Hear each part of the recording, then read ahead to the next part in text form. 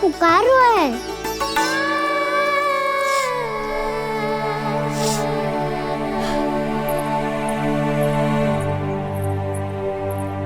चिंता मत करो मैया, अब धनवंतरी जी आ गए हैं और सब संभाल लेंगे। धनवंतरी जी कौन है? जिन्होंने संसार का आयुर्वेद दिया, आरोग्य के देवता, वे श्री नारायण के अवतार।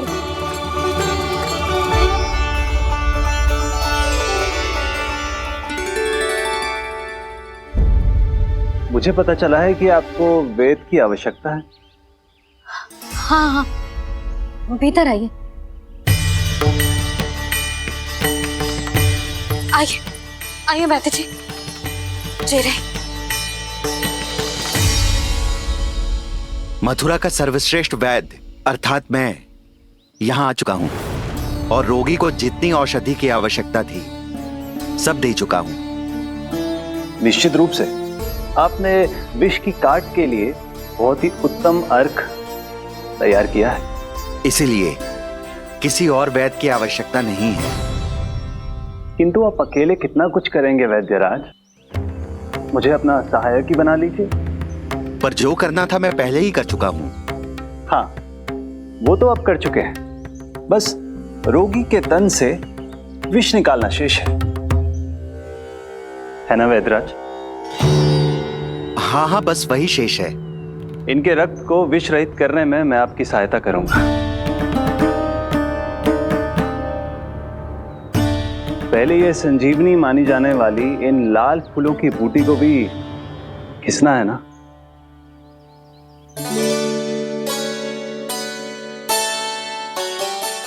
हाँ हाँ, तुम सही कह रहे हो। इसे अच्छे से घिसो।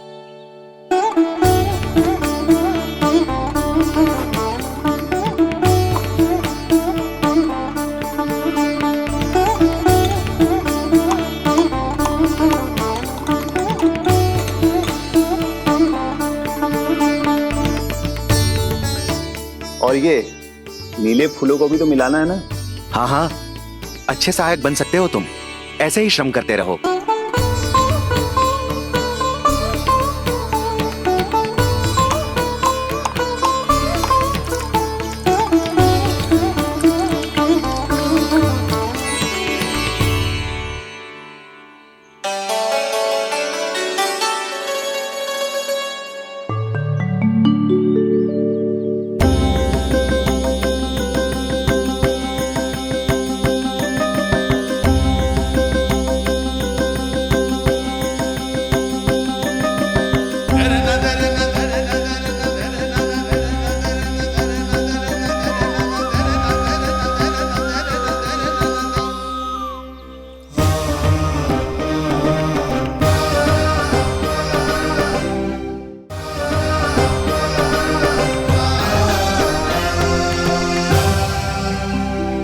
जानकी स्वस्थ हो जाएगी ना धनवंतरी जी? धनवंतरी? प्रभु, अब मैं क्या करूं? आपने तो स्वयं ही मेरी पहचान उजागर कर दी। जी क्या करो कान्हा? आप सब ऐसे क्यों देख रहे हो? मैया कहती है ना, सभी वैद्य धनवंतरी जी का ही रूप होते हैं। वाह कृष्णा, चतुर तो हो तुम। वैसे वास्तविक धन्वंतरी मैं हूँ। मेरा अर्थ है वास्तविक वैद्य मैं हूँ। ये तो मेरा सहायक है। मुझे पूरा विश्वास है बिल्कुल ठीक हो जाएगी। वैसे ही थोड़े ना मुझे मथुरा का सर्वश्रेष्ठ वैद्य कहते हैं लोग।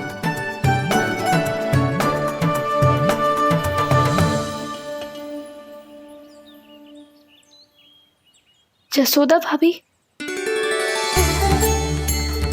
जसोदा जी, जानकी को चेतना आ गई। जानकी, जानकी, जानकी, तू ठीक है ना? क्षमा करना भाभी, मैं आपके लिए जल ना ला पाई। बस बहुत भूख लगी है। मैं अभी कुछ लाती हूँ। जानकी, माखन खाओगी?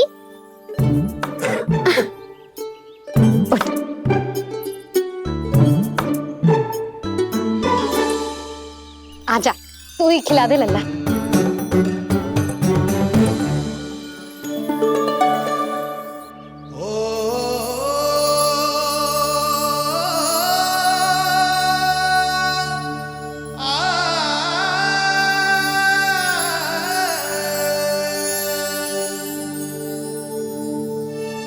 तुम सब मेरे लल्ला को माखन चोर कहती हो ना? आज देखो, अपना ही माखन जानकी को खिला रहे हो।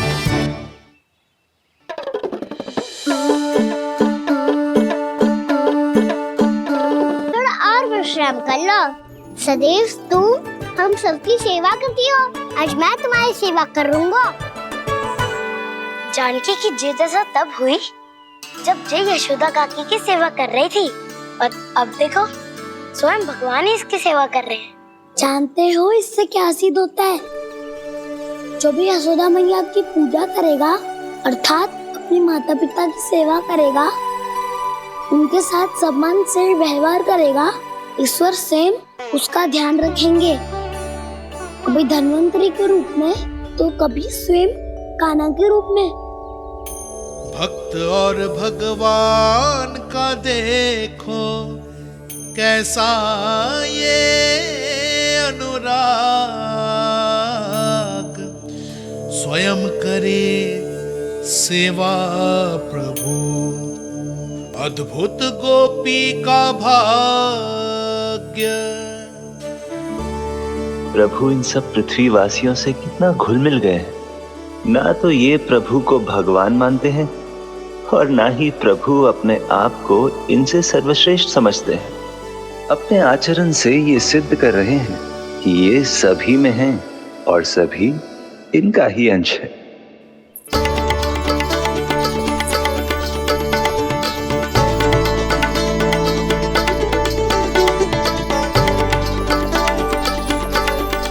प्रभु, अब मुझे जाने की आज्ञा दीजिए।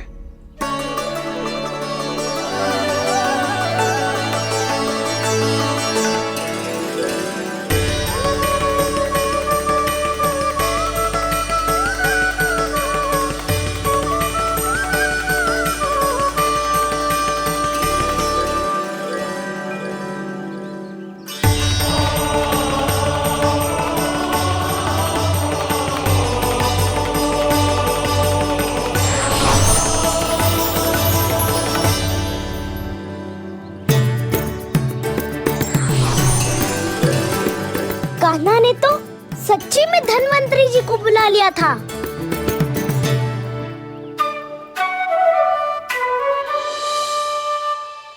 जब से कान्हा का जन्म हुआ है ना, मैं तब से देख रही हूँ, तब से हम पे कोई भी संकट आती है ना, तो अचानक से कोई अपरिचित हमारी सहायता करने आ जाता है, और जाते समय कान्हा की आज्ञा लेके जाते है, और कभी कभी तो इसे प्रभु बोल के जाते है। बाबा संभालो।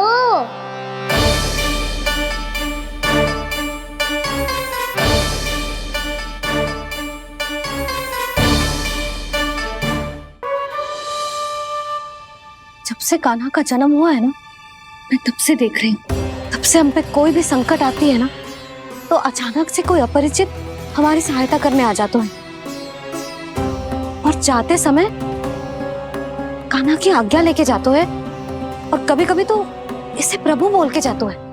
बाबा संभालो। यशोदा, इस जानकी को चढ़ो है और विचित्र विचार तुम्हारे मन में है। अरे सब जानते हैं कि हमारा परिवार राजसी, तुम्हें पता ना चलते होगा, पर हमारे कान्हा को सब राजकुमार ही समझते हैं देखकर। इसीलिए उसे सम्मान देने के लिए सब ऐसा ही करते हैं, और कोई बात ना है।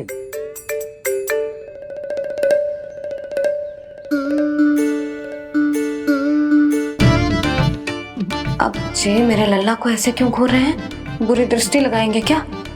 वैद्यराज जी, आपके सहायक तो गए, अब आप यहाँ क्यों हो? वो क्या है ना, मैं अपने रोगी का निरीक्षण करके पूरी तरह से संतुष्ट होकर ही जाता हूँ।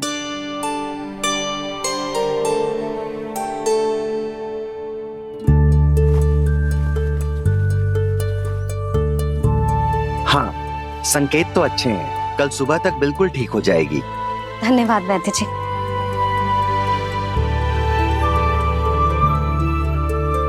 बस तो फिर हम कल पकड़न पकड़ाई खेलेंगे जानकी।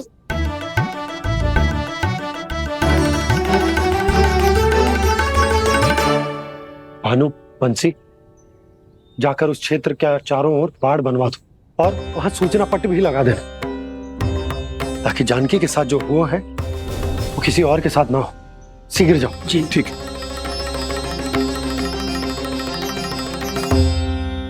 बाड़ और सूचना पट लगवाने से समस्या का समाधान नहीं होगा बाबा। निर्दोष पशु सूचना पट देखकर भी कुछ समझ नहीं पाएंगे।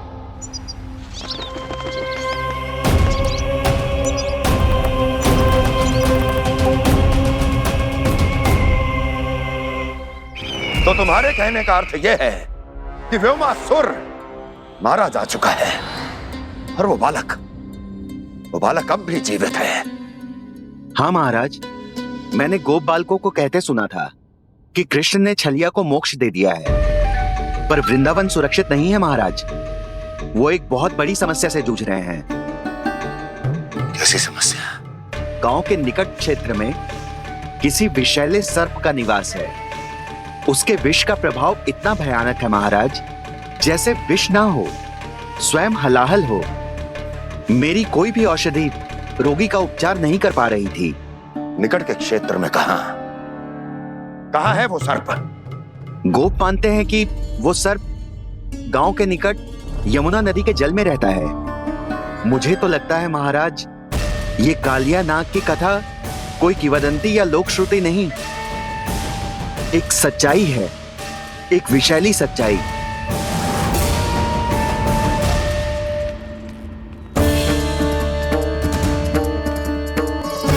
कालिया का सामना करने का समय आ गया है, पर उससे पहले मुझे बुलाना होगा उन्हें।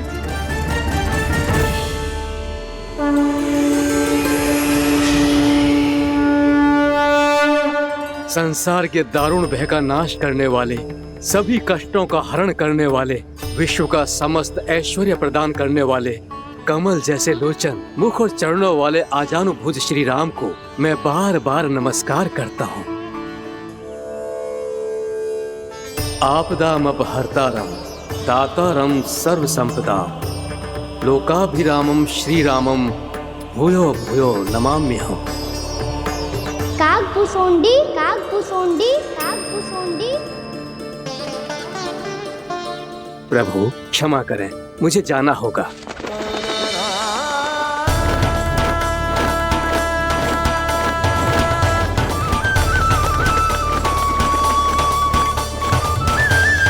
प्रणाम प्रभु।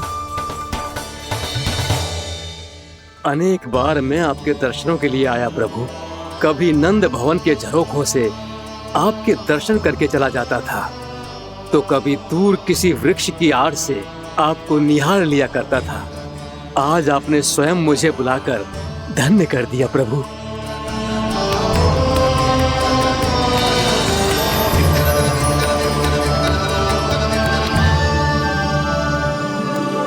मैंने आपको यहाँ एक विशेष कारण से बुलाया है। आपके श्राप से इस कालिया नाग को मुक्त करने का समय आ गया है। ये तो बहुत ही उत्तम समाचार है प्रभु। इतने वर्ष बीत गए, मुझे आज भी स्मरण है वो दिन जब मैंने उन्हें श्राप दिया था।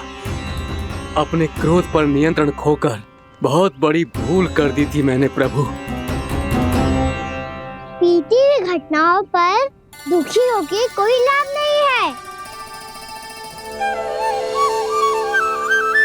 हमें भविष्य की ओर देखना होगा।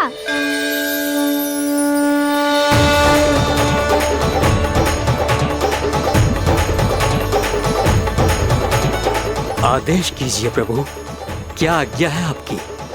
जब मैं कालिया नाग का सामना करने जाऊं, तो आप यही रहेगा। आपको अपने आप पता चल जाएगा कि कब क्या करना है। और हाँ, लौटते जाते समय नारद मुनि से कहिएगा, वो आकर मुझसे भेंट करे। अवश्य प्रभु, प्रणाम। क्या इसने सच्ची में देवर्षि नारद को बुलाया है? नारायण नारायण, आपको संदेश भेजने की आवश्यकता नहीं थी। आप स्मरण करते और मैं चला आता। तुम्हारा कल्याण हो नारद।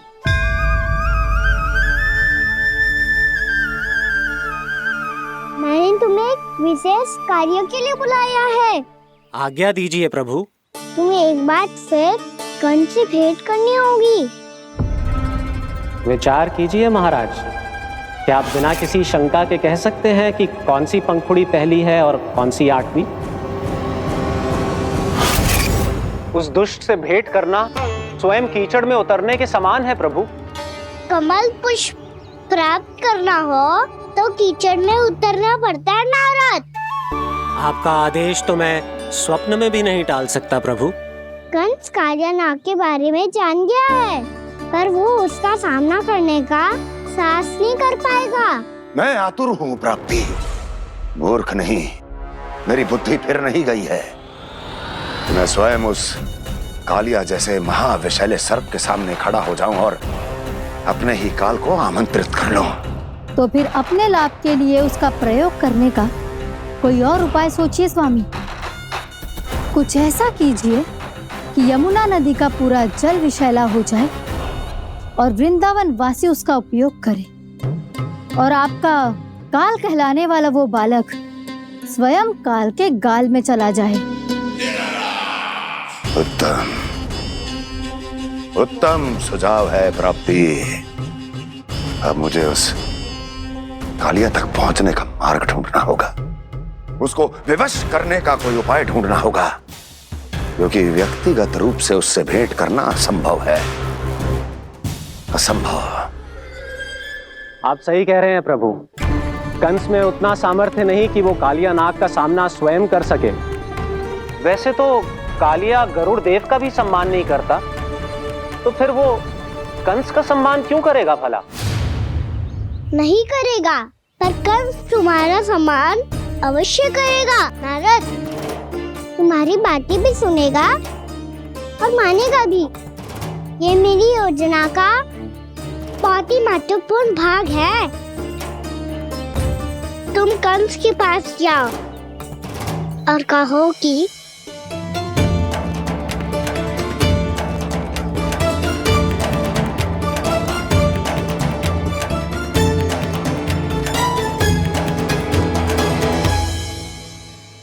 संतान अपने माता पिता को तीर्थ का सौभाग्य दिलाती, और मेरा लल्ला कितना महान कि उसने हमारे घर को ही तीर्थ बना दिया।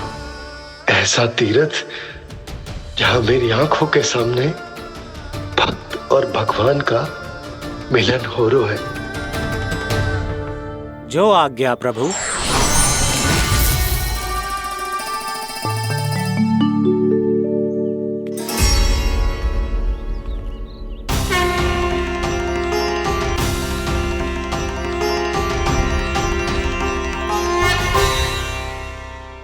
बाबा, कान्हा, ये सब क्या चल रहा है?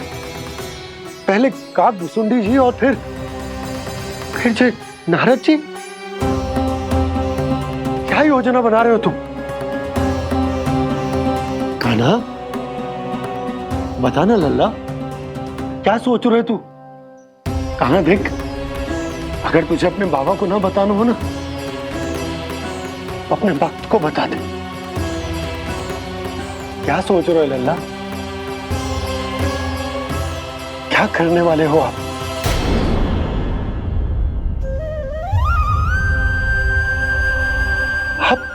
आप इतने दुखी क्यों हो?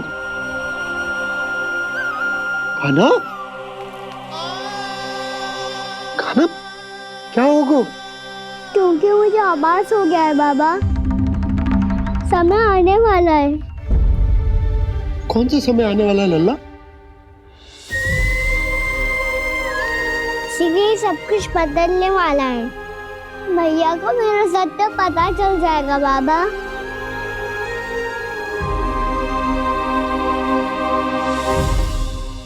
पर लल्ला, इसका काक भुसुंडी और कालिया नाग से क्या संबंध है? ऐसा क्या हुआ था और क्या होने वाला है?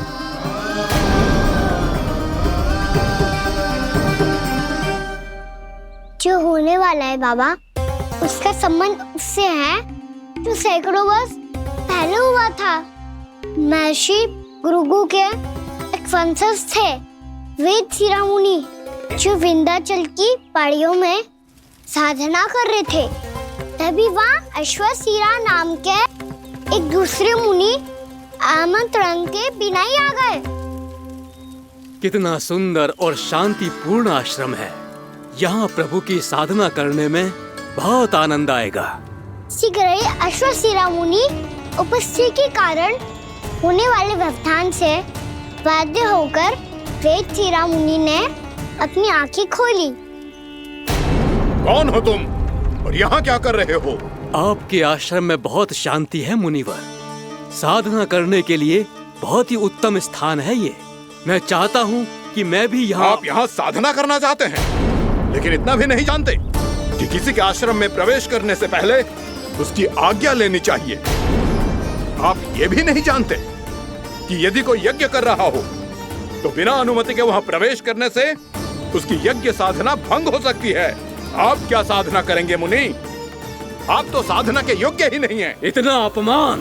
एक मुनि के मुख से इतने कड़वे शब्द शोभा नहीं देते। मैं तुम्हें श्राप देता हूँ, जितनी विषैली तुम्हारी जिह्वा है उतने ही विषैले सर्प बन जाओ तुम। और ऐसा सर्प जो सांस भी ले तो निकट का वातावरण दूषित हो जाए। तुम्हारे इस दुस्साहस के लिए मैं तुम्हें श्राप देता हूँ कि तुम अभी इसी क्षण कौवा बन जाओ, और ऐसा कौवा जो कांव कांव करके अनर्गल प्रलाप करता रहे।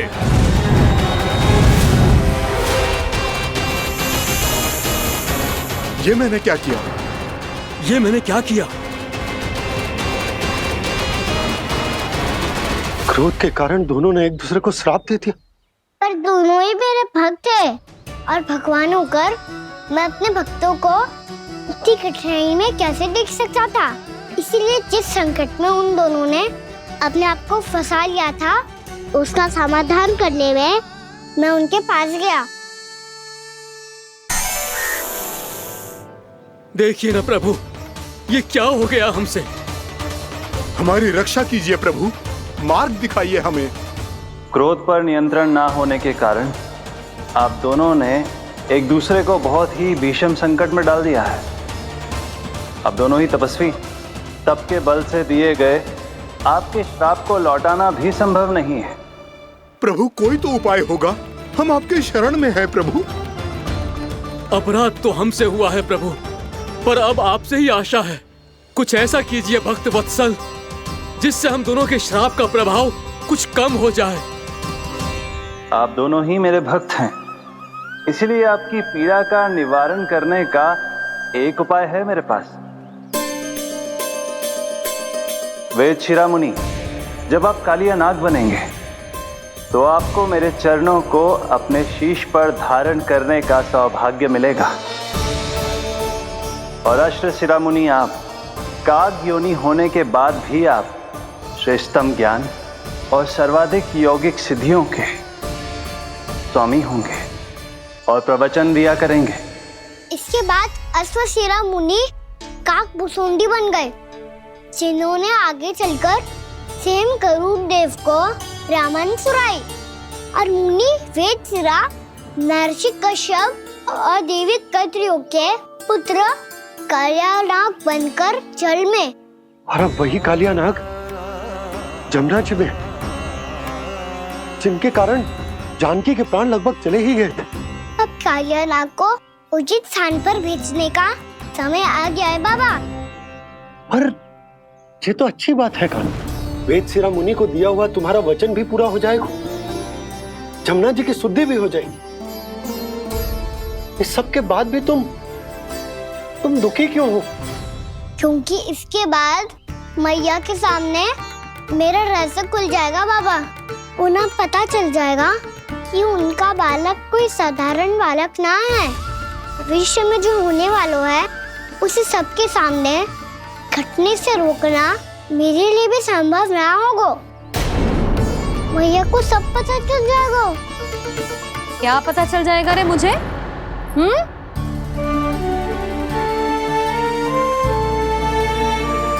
यही कि सबसे अधिक प्रेम मैं आपसे ही करता हूँ। अब बस भी कर, चलो भोजन के लिए बुलाने आई थी तुम दोनों को। भूखा थोड़े ना रहने दूंगी अपने लल्ला को, मेरा लल्ला दुर्बल हो जाएगा ना।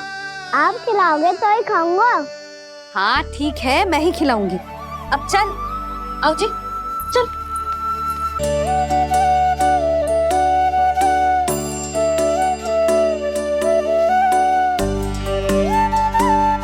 मैया खेलो ना मेरे साथ। मैया सुनो ना, मेरी बात ना मानोगी? अभी बहुत कार्य पड़े लल्ला, देख जानकी को औषधि भी देने जानो है ना। औषधि मैं दे दूंगा, फिर तो खेलोगी ना आप मेरे साथ? पिछले कुछ दिनों से अपनी मैया का अधिक से अधिक प्रेम पाने का प्रयास करो है कान्हा। इसका तो एक ही अर्थ हो सकता कि कछु बहुत बड़ो होने वालो है। कान्हा रुक जा लल्ला। कान्हा क्यों तंग कर रहा है? मैया को पहन लेना। कान्हा, कान्हा जी क्या करो तूने?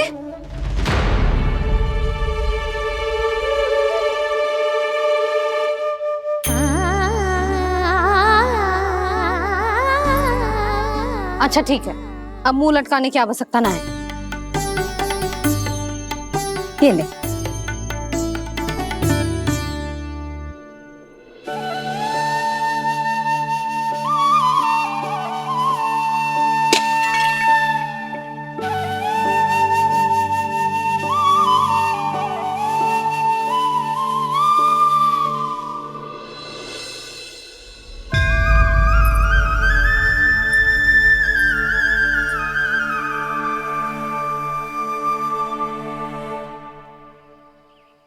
तंग करे मैया को खिजाए, खेले रूठे मनाए, लीला अनोखी करके शरारत, कान्हा दंड भी पाए।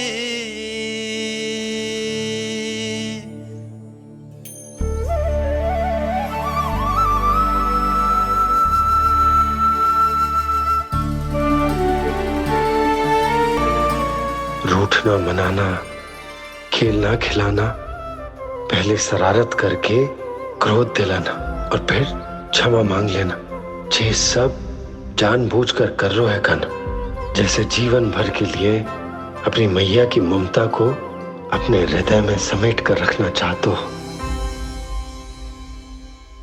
कैसे कैसे करूं उस कालिया से मित्रता, कैसे करूं उसका उपयोग?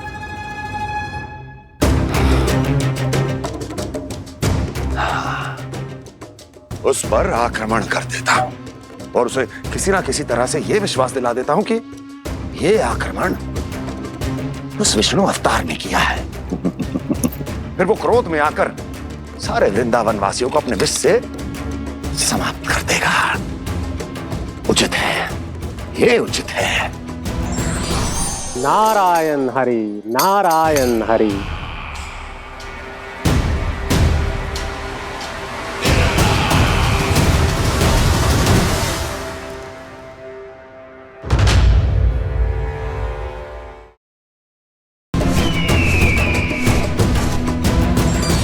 नारायण हरि, नारायण हरि।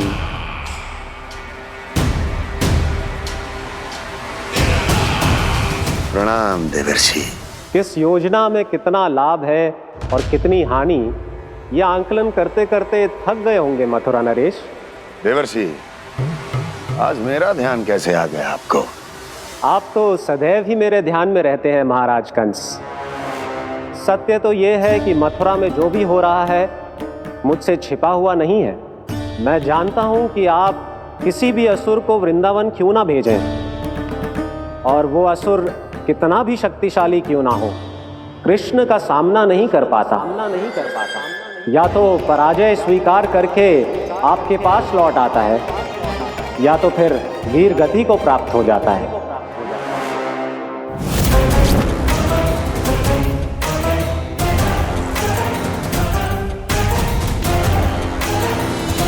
वाह, मुझे मेरी असफलताएं स्मरण कराने आए हैं, मेरे घाव को खुरेदने आए हैं, उन पे नमक छिड़कने आए हैं।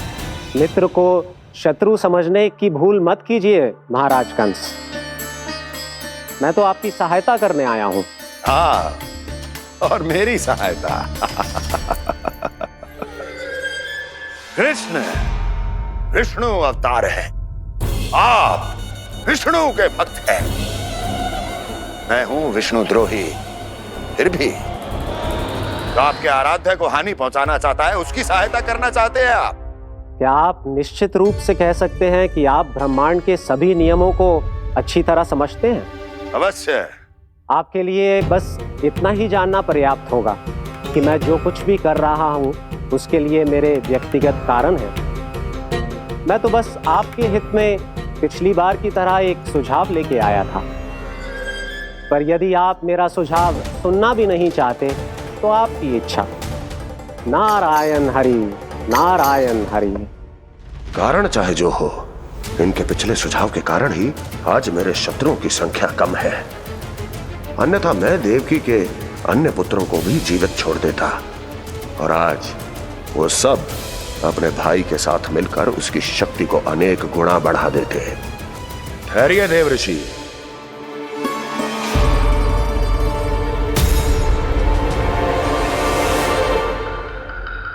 बताइए क्या सुझाव है आपके पास? मेरे सुझाव का नाम है कालिया नाग।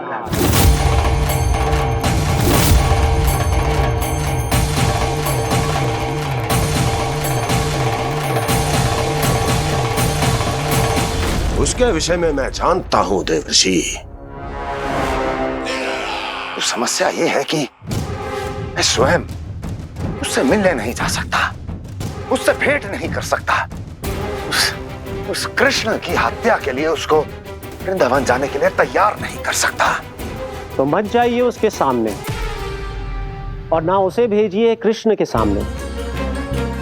हर बार आप किसी न किसी असुर को अपने शत्रु के क्षेत्र में भेजते हैं, जहां शत्रु उसका सामना करने के लिए पूरी तरह से तैयार होता है और आपका असुर मारा जाता है। इस बार शत्रु को युद्ध स्थल चुनने का अवसर मत दीजिए महाराज। इस बार योजना का जाल ऐसे बुनिए कि कृष्ण स्वयं उसके पास जाने के लिए विवश हो जाए। कालिया नाग स्वयं काल है, मृत्यु का दूसरा नाम है। उसके विष का उपयोग अपने लाभ के लिए कीजिए महाराज।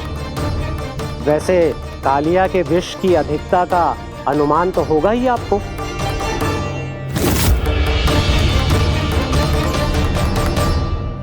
एक बार जो उसके क्षेत्र में पहुंच गया, फिर उसके विष से बचना असंभव है। उचित सुझाव है देवर्षि, उचित सुझाव है। देवर्षि, उस छलिया विष्णु की भक्ति करते करते आप भी उसके रंग ढंग सीख गए हैं। उचित है, उचित है।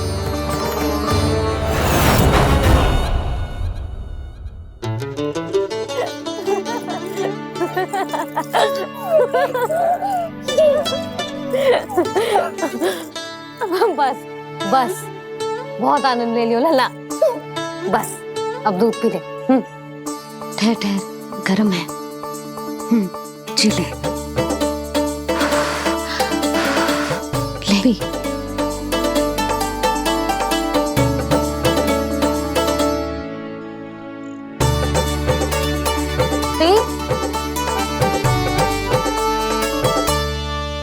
होती तो ना जाने क्या हो तो तेरा। अपने आप दूध भी ना पी सकते है, भावला कहीं का।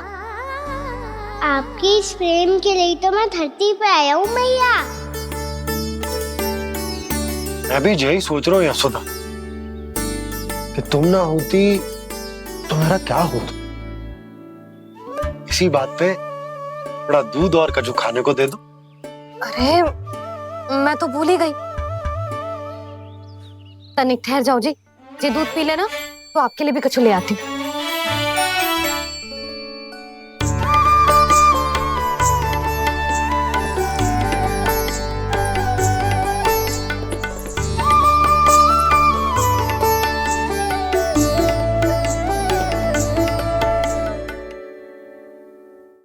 प्रणाम महाराज। आपकी आज्ञा के अनुसार बिल्कुल वैसा ही पत्र तैयार किया है जैसा आप चाहते थे।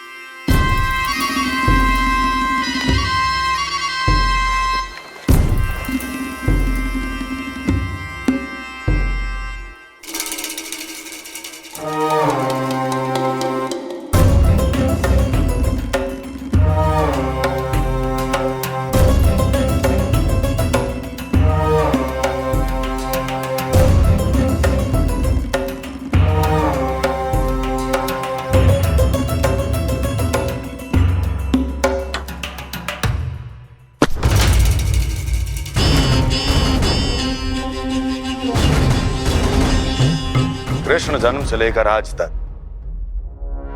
ये मेरी सबसे महत्वपूर्ण योजना है। इसका सफल होना निश्चित है दूत, किंतु केवल वही करना जैसा मैंने कहा है। जाओ।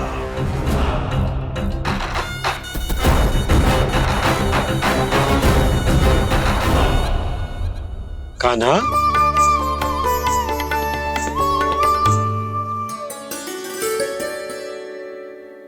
क्या होगा? बाबा मैं चाहता हूँ कि मैया की ममता क्रिस्टल फ्रेम की वर्षा मुझ पे सरते ऐसे होते रहे। वो तो होती रहेगी लल्ला। अपने लल्ला के लिए किसी मैया का प्रेम कभी कम हो सकता है भला? नंदराज, वो मथुरा से एक दूत आयो है महाराज कंस का राजपत्र लेके।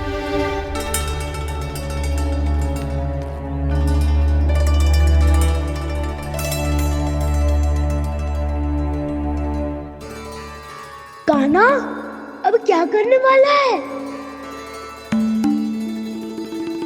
तेरे बाबा कहाँ गए? हाँ? कंस मामा का खेल आरंभ हो गया है, पर मैया वो सब सुनेगी तो व्यर्थी चिंतित हो जाएगी। बस थोड़ा बाहर गया मैया, कछु खा लिये से। बाहर इस समय? मैया क्या होगा? मैया देखो ना, पीठ पे कछु हो रहा है। मेरा हाथ ना पकड़ो, आप करो ना। यहाँ?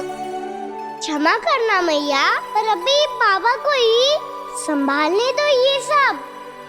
कहिए, क्या संदेश लाए हैं आप? नहीं नंदराज नहीं।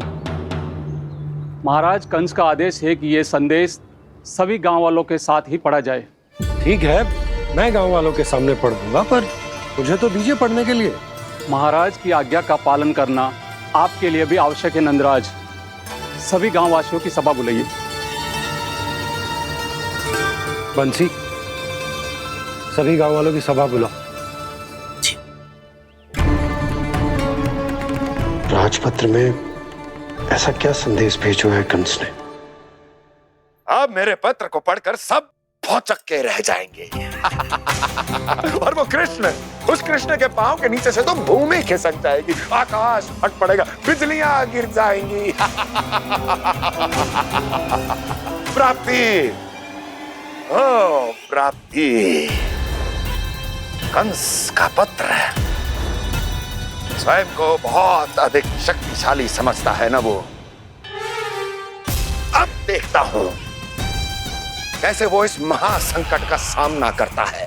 वो कृष्ण, वो अपनी मृत्यु स्वयं चुनेगा या मृत्यु की वेदी पर चढ़ा देगा। प्रिय वृंदावन वासियों को।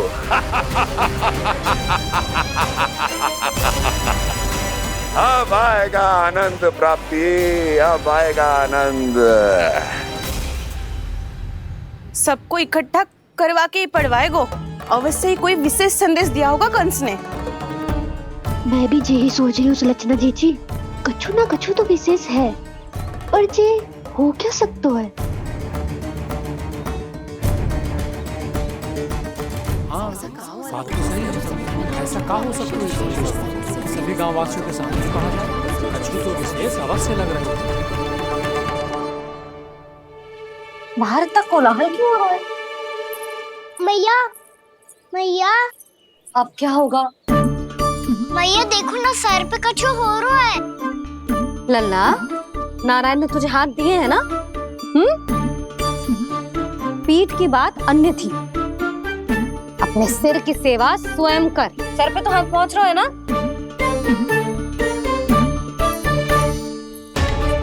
मैया सुनो ना, मैया देखो ना, तीव्र कर कछु हो रहा है। मैया देखो ना, तीव्र कछु हो रहा है।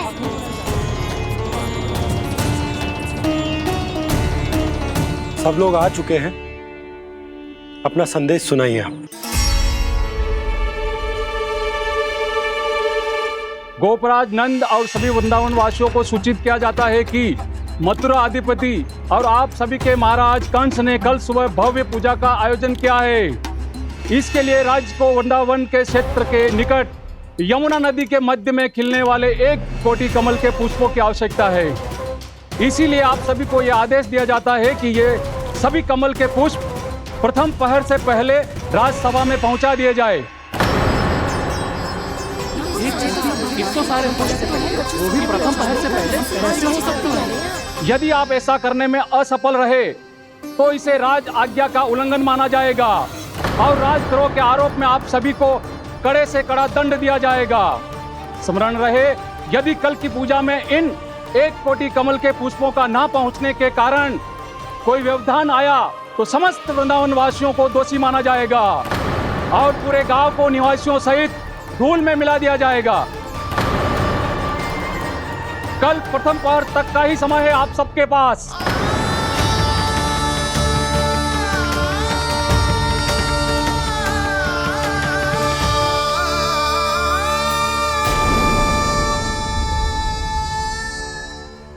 कमल पुष्प, वो भी कल प्रथम प्रहर में? ऐसे कैसे संभव है? और कोई साधारण पुष्प ना, यमुना नदी के मध्य खिलने वाले विशेष कमल के फूल चाहिए उन्हें। लेकिन यमुना नदी में तो कालिया नाग ने विष घोल के रखा है, तो फिर कैसे हो पाएगा? यह संभव है। हमारी मृत्यु का संदेश भेजा राजा कंस ने। सदैव की भांति इस समस्या पर भी गांव के बड़े ही विचार करेंगे। बालकों का यहाँ होना उचित ना है।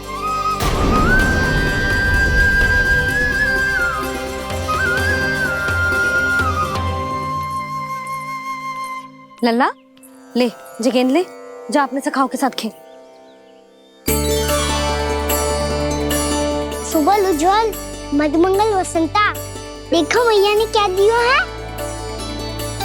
चलो खेले, बहुत आनंद आएगा आज।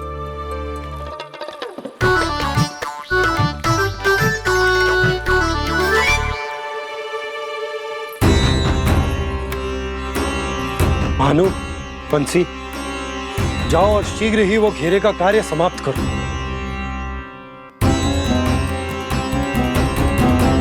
पर कछु ना कछु तो करना पड़ेगा ना। पर हम कर ही क्या सकते हैं? पुष्प लाने को और कोई उपाय है भी तो ना। मैं चला जाऊंगा जमुना जी में। वैसे भी मेरे जीवन के कितने दिन शेष बचे हैं। गांव के लिए, समाज के लिए कुछ करके मरूं, तभी तो शांति मिलेगी। ना काका, यदि आप उस विषैले जल में छलांग लगा भी दोगे, किंतु 1 कोटि कमल पुष्प एकत्रित कर पाना आपके लिए संभव ना है। इससे अच्छा है कि मैं चला जाऊं। यदि मैं मर भी गया तो मेरे पीछे रोने वाला कोई ना है। किसी को कहीं जाने की आवश्यकता ना है। गोप नरेश होने के नाते ये मेरा कर्तव्य है कि मैं आप सबकी रक्षा करूं। नंदराज, आपको जाना है तो जाओ। हरिया, काका, भैया सब चले जाओ।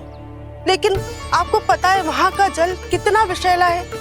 आप लोग एक क्षण भी जीवित नहीं रह पाओगे। फिर कैसे इकट्ठा करेंगे 1 कोटि कमल पुष्प? आप बात तो सही कह रही हैं शांति। उस दुष्ट कंस ने ऐसी मांग रख के हम सबको फंसा दी हो।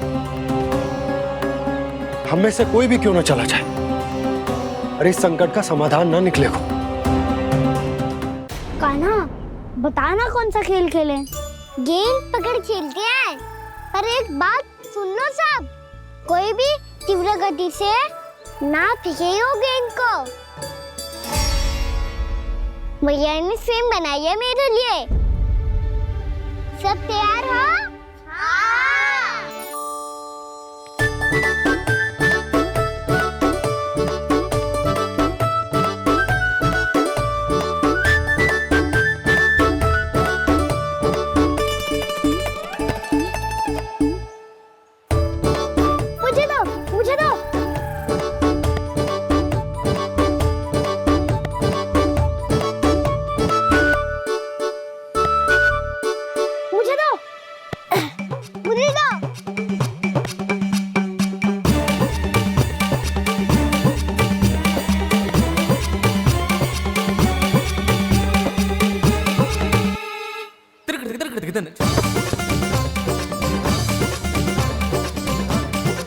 कान्हा, इतनी धीरे से फेंकेगो तो कैसे आनंद आएगो?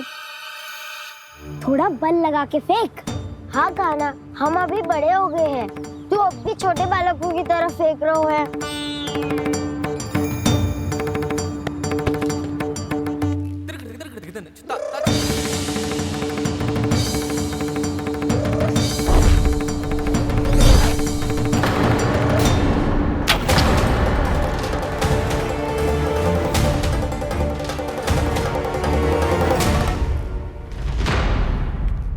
दीदी जी क्या करो कान्हा, गेंद तो डूब गई।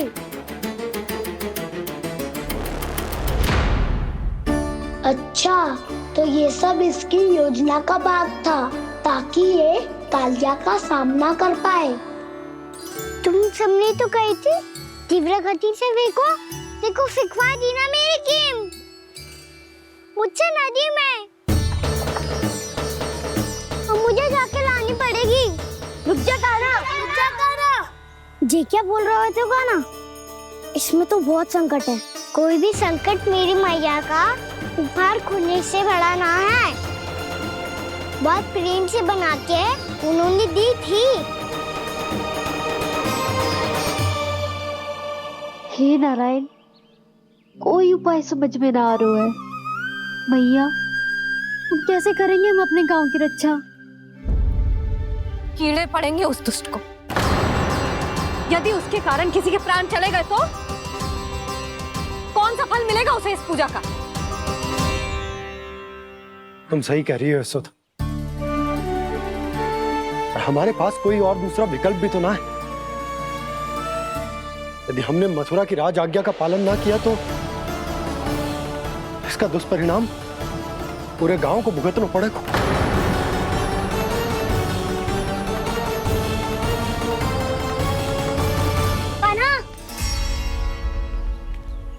हमें पता है कि तू भगवान है, दिव्य है, बहुत शक्ति है तुझमें, पर फिर भी हम तुझे विषैले जल में ना जाने दे सकते। कुछ होगा तो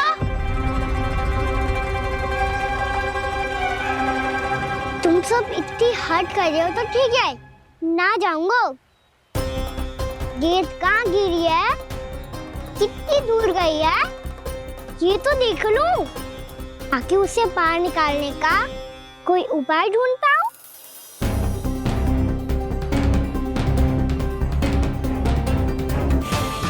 हाँ।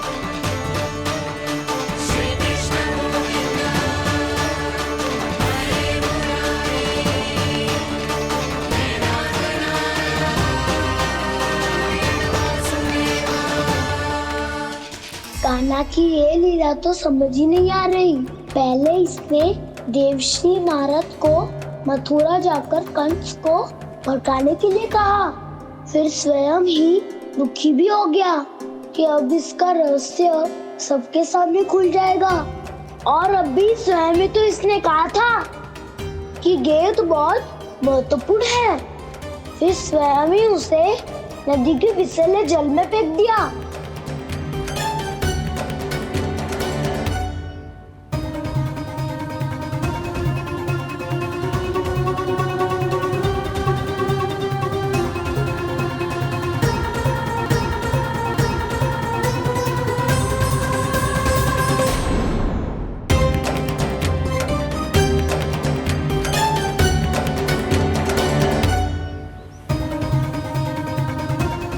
कान्हा, तू ऊपर क्यों चढ़ रहा है?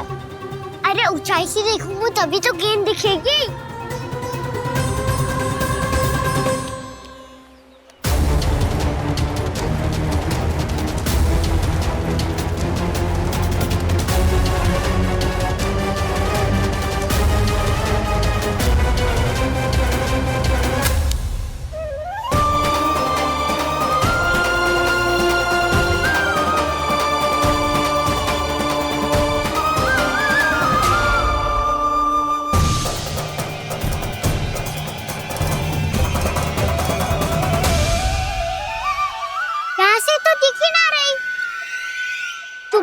वहीं से फेंकी थी ना? ना वहाँ से फेंकी थी। कहाँ से? नहीं कहना वहाँ से। समझ ना आ रहा, ठीक बताना कहाँ से फेंकी थी?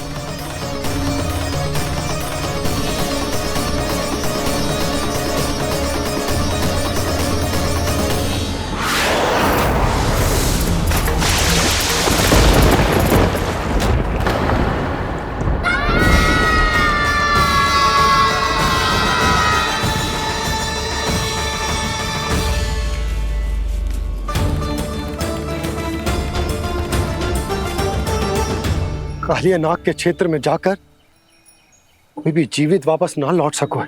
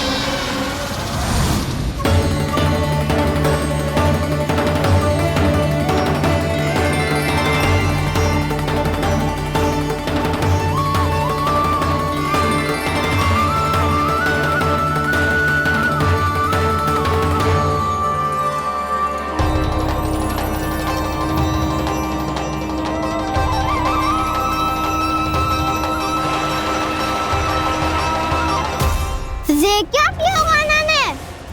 कालिया नाग तो उसे देखते ही निकल जाएगा।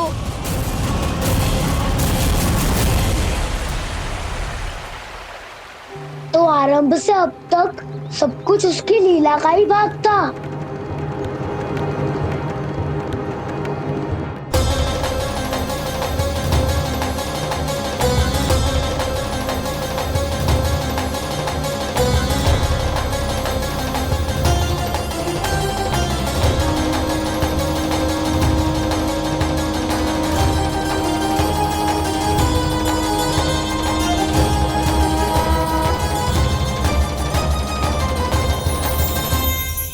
इतना सुंदर रूप, मन मोहने वाली मुस्कान, अद्भुत तेज और भगवान जैसी दिव्यता। कौन हो तुम? हाँ, तुम्हें देखकर तो हम सब सम्मोहित ही हो गए।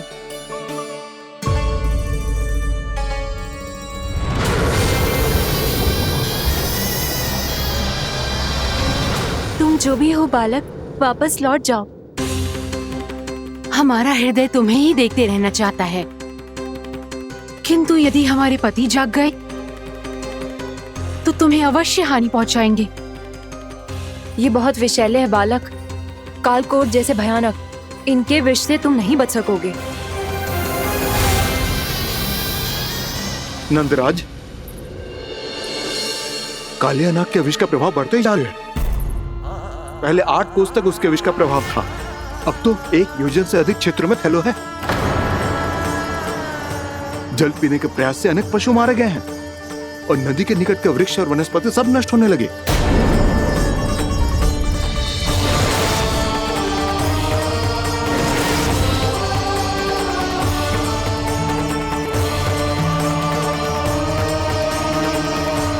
इनके विष की तीव्रता इतनी अधिक है बालक कि इनके संपर्क में आने वाले को तड़पने का भी अवसर नहीं मिलता।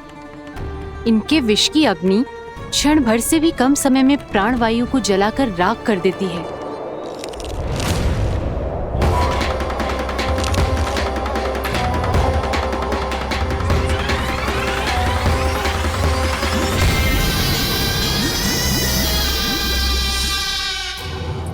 तब तो समस्या और भी गंभीर हो जाएगी। मैंने तो सुनो है कि कालिया नाग कम से कम 2 योजन लंबा है, सैकड़ों फन है उसके।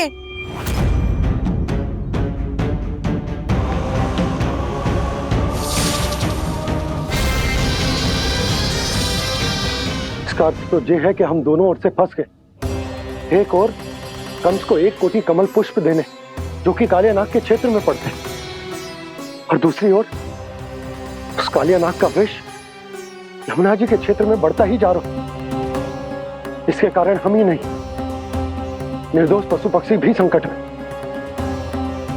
इन दोनों समस्याओं का एक ही समाधान है, उस कालिया नाग का सामना करना। और ये ना समझ आ रहा कि हम ये करेंगे कैसे, क्योंकि ये बात साधारण मनुष्य के बस की ना है। हमारे लिए ये असंभव है।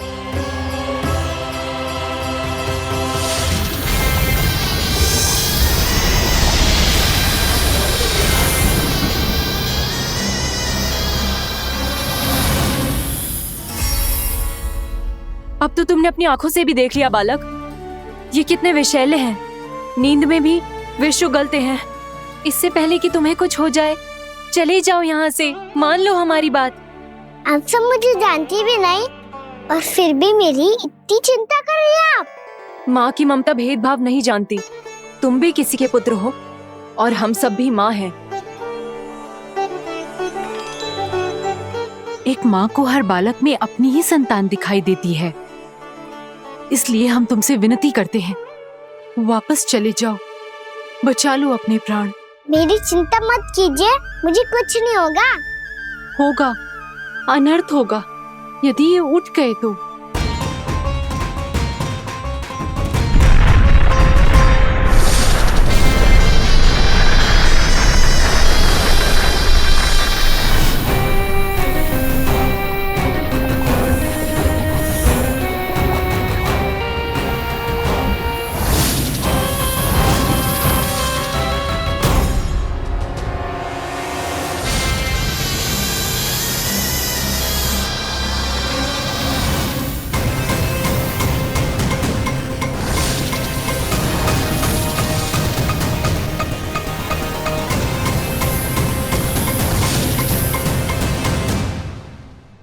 सामने होते हुए भी अपने इश्क को केवल वही देख सकता है जो अपना अभिमान त्याग चुका हो। पर पूर्व जन्म में मेरा भक्त होने के नाते मेरा सत्य स्वरूप देख पाने में मुझे इसकी सहायता करनी चाहिए।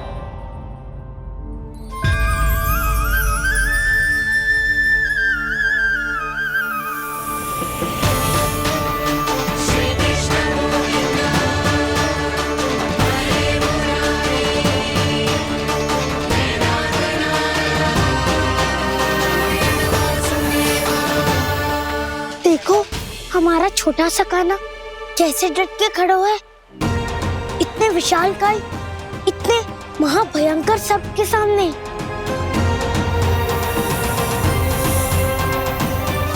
ये कोई भगवान नहीं है जो इसके सामने हाथ जोड़ रही हो तुम सब।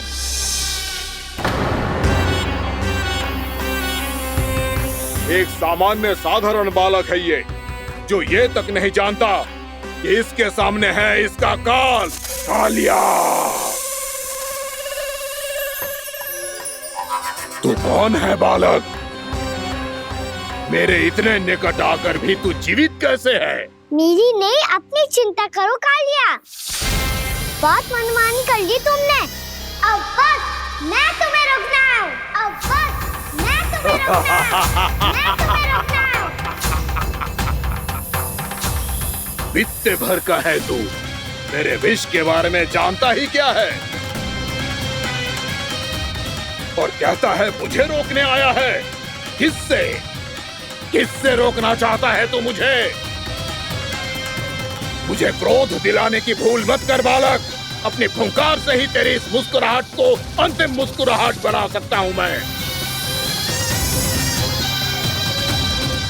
शीघ्र बता, कौन है तू और किसने भेजा है तुझे? तुम्हें आवाज भी है कि अपनी पुकारों से तुम कितना विष भूल चुके हो। पवित्र यमुना नदी को कितना दूषित कर दिया तुमने। और यही नहीं, तुम्हारे कारण निकट के जीव जंतुओं, वृक्ष, वनस्पतियों सबको हानि पहुंच रही है। तो क्या? मुझे उससे क्या? मुझे है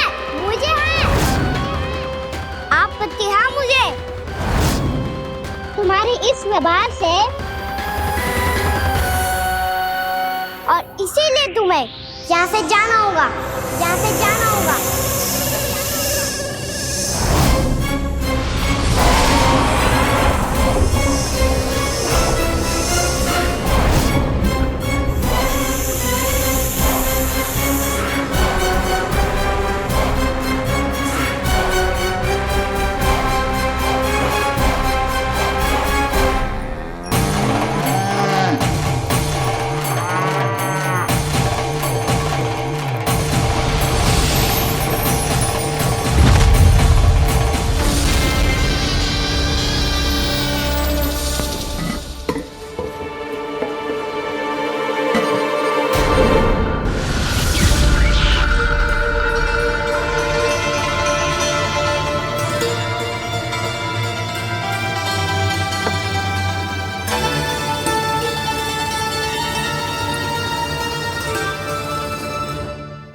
मुझे आदेश देने का साहस भी कैसे किया तूने? इस क्षेत्र को मैंने अपना राज्य बनाया है, मेरा परिवार रहता है यहाँ, और तू मुझे यहाँ से जाने के लिए कह रहा है? हाँ, क्योंकि तुम्हारे यहाँ रहने के कारण अन्य जीवों को हानि हो रही है, और मैं ऐसा नहीं होने दे सकता। मैं तो बस वही कर रहा हूँ जो एक सर्प का स्वभाव है। विष फैलाना स्वाभाविक है मेरे लिए, इसलिए मुझे चुनौती मत दे बालक। चुनौती तो मैं दे चुका हूँ कालिया। अब तो बस तुम्हें स्वीकार करनी है।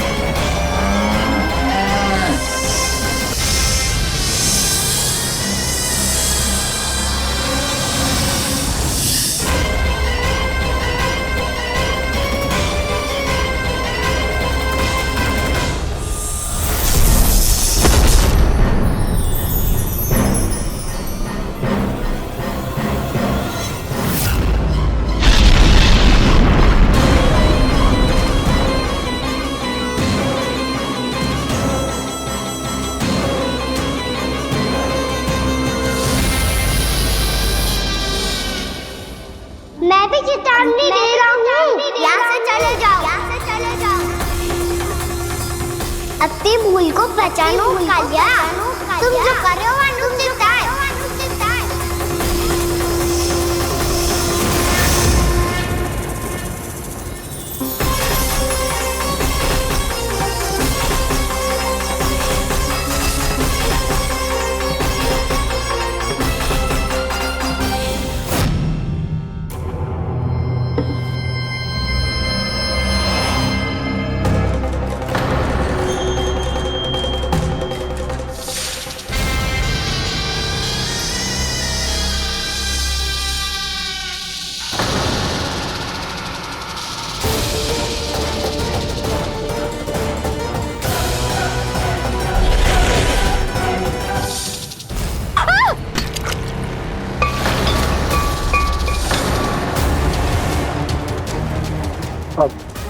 मैं आता हूँ।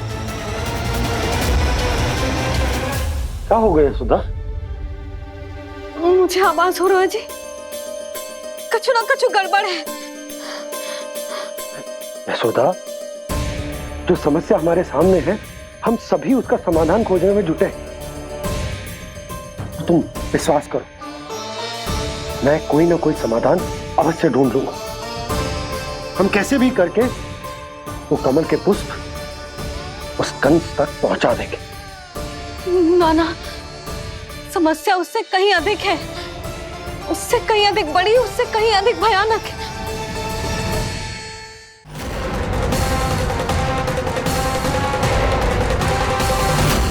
इसकी ये बूंद से ही सबके प्राण चले जाते हैं। इसने तो विष की धारियां फेंकी है खाना पे।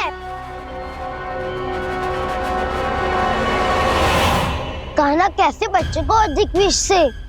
इसका विष तो क्या, ये सर स्वयं भी छू तक नहीं पाएगा हमारे कान्हा को।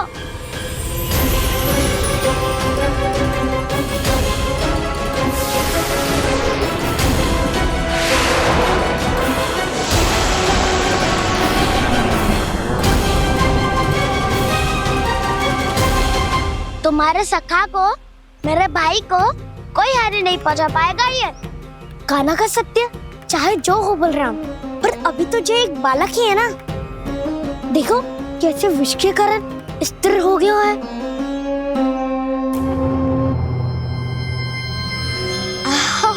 हाउ सर्फ ने कितनी आसानी से अपनी पूंछ से बांध लिया है। मुझे यहाँ से भगाना चाहता था ना तू? अब मैं तुझे दिखाऊंगा अपना सामर्थ्य। ये मूर्ख किसे बांधना चाहता है अपनी पूंछ में? उन्हें जिनका विस्तार सारे ब्रह्मांड में है, या उन्हें जो स्वयं अनंत है? पर देवराज, प्रभु ऐसा करने ही क्यों दे रहे हैं कालिया को? आप सब भूल रहे हैं देवगण, कालिया पूर्व जन्म में प्रभु का बहुत बड़ा भक्त था। उसी भक्ति का फल मिल रहा है अब इसे। वैसे भी भक्तों के मन का भाव सबल हो तो भगवान तो सहज ही बंध जाते हैं।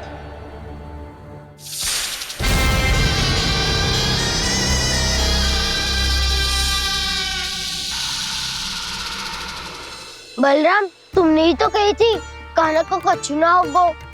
देखो उस दुष्ट ने चारों ओर से जकड़ लियो है।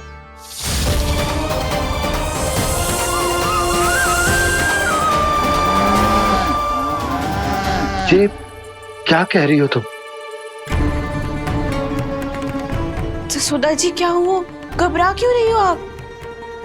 सुलक्षणा, मुझे आभास हो रहा है कुछ बहुत बड़ी अनहोनी हो गई है।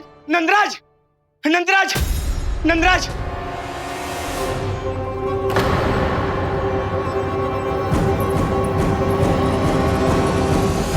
नंदराज, कान्हा ने जमना नदी में छलांग लगा दी है। कान्हा ने जमना नदी में छलांग लगा दी है। कान्हा ने जमना नदी में छलांग लगा दी है। कान्हा जमना में कूद गया है। मुझे लगा था आज कछु गड़बड़ होने वाली है। मुझे आज कान्हा को ना जाने देना चाहिए था।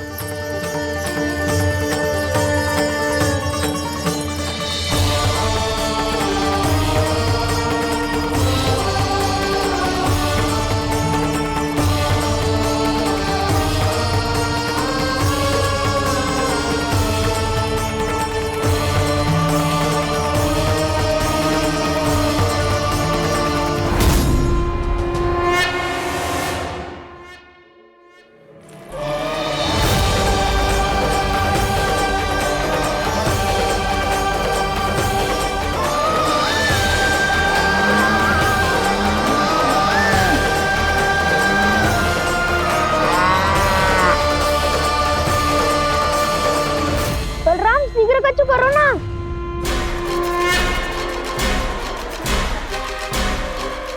कछु भी करो पर कान्हा को बचाओ। नाग बहुत भयंकर है, कान्हा अकेले ना संभाल पाएगा इसे।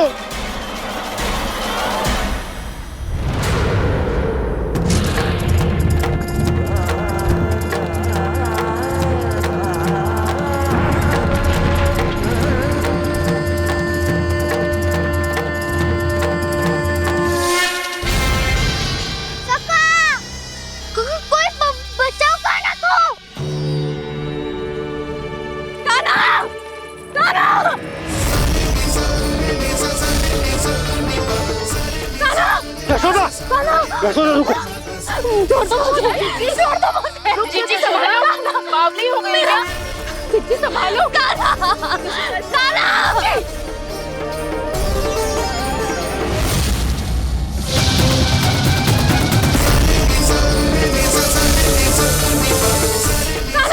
यशोदा, यशोदा रुको।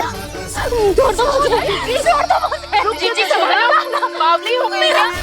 जीजी संभालो। देखो अब कैसे तुम्हारे अस्थियों को तोड़कर छोटे छोटे टुकड़ों में बदल दूंगा मैं।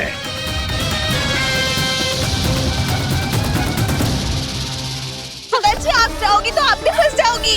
अपने लल्ला के लिए मैं किसी भी संकट का सामना करने के लिए तैयार हूँ। छोड़ो ना यशोदा, हमें कोई और उपाय खोजना पड़ेगा। कोई और उपाय? आप देख ना रही मेरा कान्हा किस दशा में है। कान्हा मैया के वश में नहीं है, नहीं तो ये अपने लल्ला के लिए साक्षात काल का भी सामना कर ले। ये तो केवल कालिया नाग है। हे नागराज, आप मेरे प्राण ले लो पर कान्हा को छोड़ दो।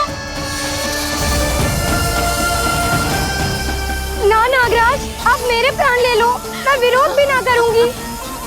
ना नागराज, आप मुझे मार दो पर मेरे कान्हा को छोड़ दो। ना ना ना ना नागराज, मेरे प्राण ले लो। हमारे कान्हा से क्या शत्रुता है आपकी? प्रभु के लिए जो प्रेम यशोदा मैया के हृदय में है, वही इन सभी गोपियों के हृदय में भी है।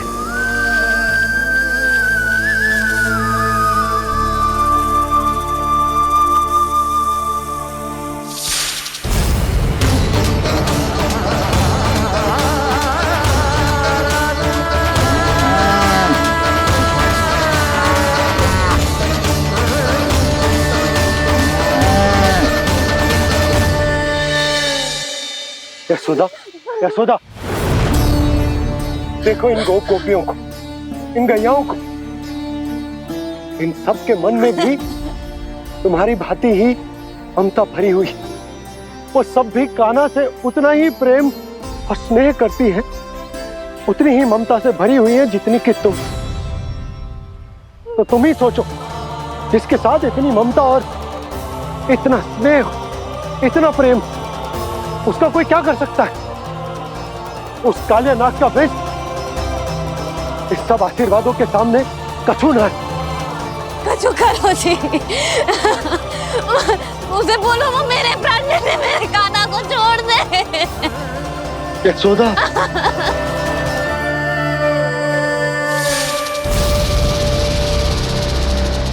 केवल इन्हीं में नहीं देवराज, नाग पत्नियों के हृदय में भी ममता का वही प्रेम उमड़ रहा है।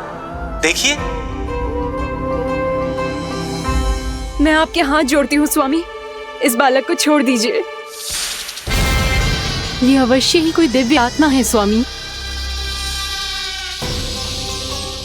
हम आपसे विनती करते हैं स्वामी, इस नन्हे बालक को हानि मत पहुंचाइए स्वामी। मेरी पत्नियां मेरे ही शत्रु के लिए विनती कर रही हैं। अब यदि इसके पक्ष में एक शब्द भी कहा तुम सबने, तो मैं इस बालक से पहले तुम सबके प्राण ले लूंगा।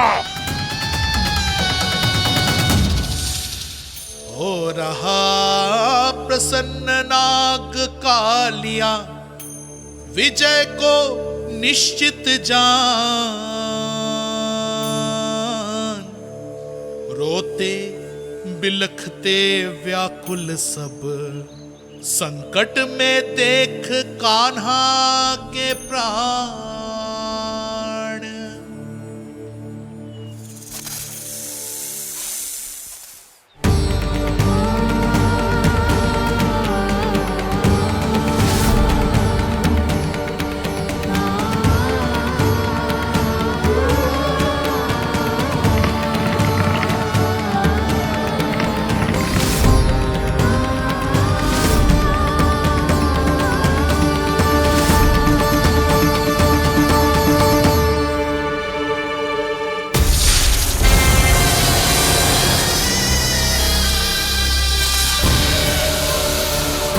कुछ करो जी, मेरे लल्ला को बचा लो, कोई तो कुछ करो। जीजी संभालो जसोदा।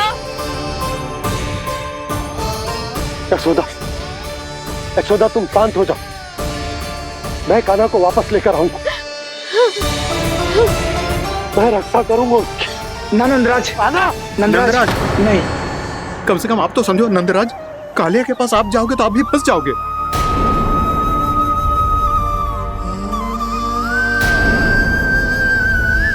बलराम, तेरा भाई इतनी भीषण संकट में है और तुझे जरा भी दुख ना हो रहा?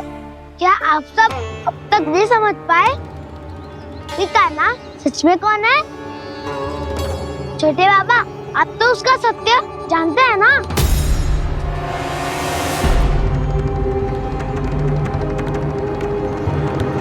मानता हूँ कि आप सब कान्हा के रहस्य के बारे में नहीं जानते, पर क्या उसके जन्म से आज तक घटी एक से बढ़कर एक विचित्र घटनाओं को भी भूल गए हैं आप सब? भूल गए हैं कि कैसी पूतना जैसी राक्षसी उसका कुछ बिगाड़ नहीं पाई, कैसे तरनावती जैसा भयानक राक्षस उसे एक खरोच भी नहीं दे पाया था।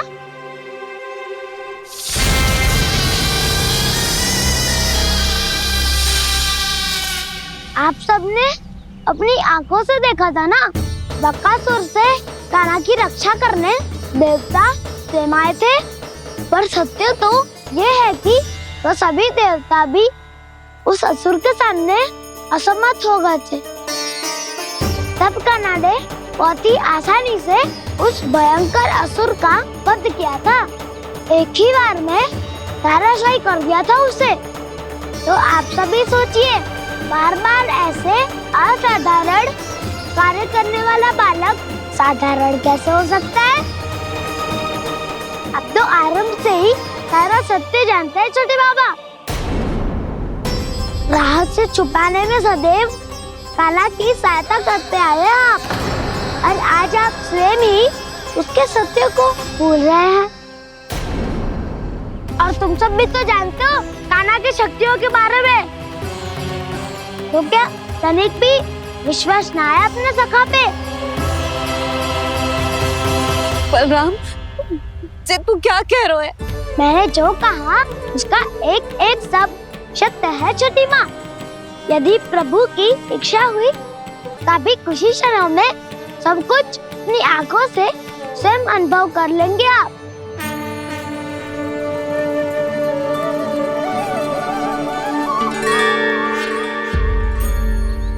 शांताकारं भुजगशयनं पद्मनाभं सुरेशं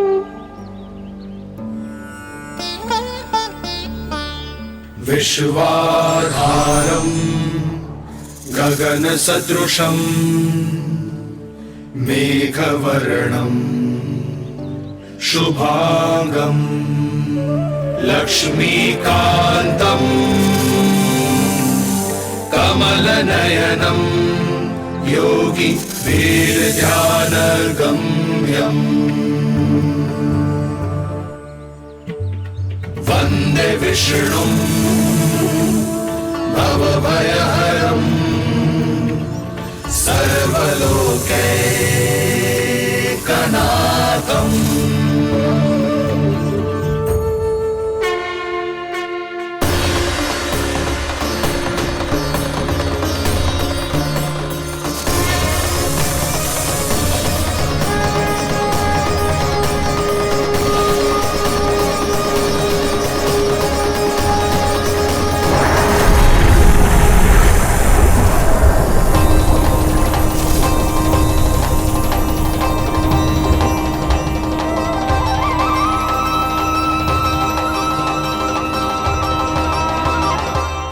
तुझे क्या लगता है बालक कि तू मेरी जकड़ से निकल गया तो अब बच जाएगा तू?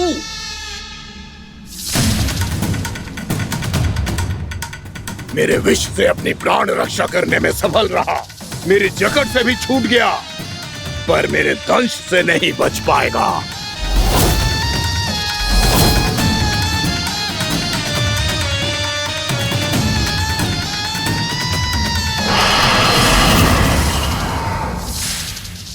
भय से भाग रहा है, पर मैं तुझे मृत्यु देकर रहूंगा।